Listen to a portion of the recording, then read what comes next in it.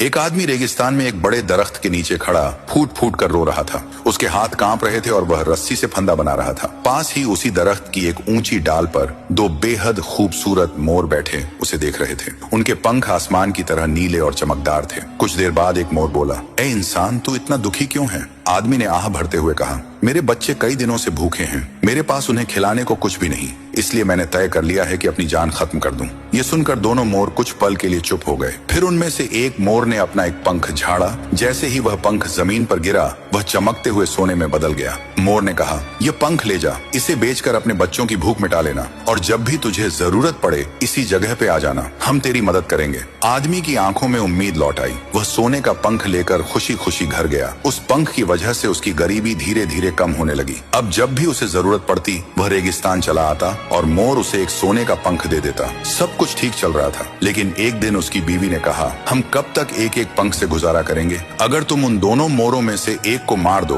तो उसके सारे पंख हमारे हो जाएंगे और हम हमेशा के लिए अमीर बन जाएंगे। आदमी ने पहले मना किया, मगर लालच उसके दिल में घुस गया। अगले दिन वह तीर कमान लेकर रेगिस्तान की तरफ चल पड़ा। जब वह उस दरख्त के पास पहुंचा तो एक मोर हमेशा की तरह उसकी मदद के लिए अपना पंख तोड़ने ही वाला था कि उसी पल उस आदमी ने कमान खींची और तीर मोर की तरफ छोड़ दिया। तीर लगते ही मोर तड़पता हुआ जमीन पर गिर गया। आदमी उसके पास पहुंचा और लालच में उसके पंख तोड़ने लगा, लेकिन यह देखकर वह सन्न रह गया। वे पंख सोने में नहीं बदले, वे सिर्फ साधारण बेकार और बेजान पंख थे। तभी दूसरे मोर की दर्द भरी आवाज गूंजी, ए जालिम इंसान, हमने तुझे मौत से बचाया, तेरे बच्चों की भूख मिटाई, मगर तूने एहसान का बदला लालच और जुल्म से दिया। जो इंसान थोड़े में शुक्र नहीं करता और ज्यादा की हवस करता है, वह आखिरकार सब कुछ खो देता है। यह कहकर वह मोर आसमान की तरफ उड़ गया और फिर कभी वापस नहीं आया। आदमी वहीं बैठा रोता रह गया। न मोर बचे, न सोने के पंख, और न ही पहले जैसी रहमत।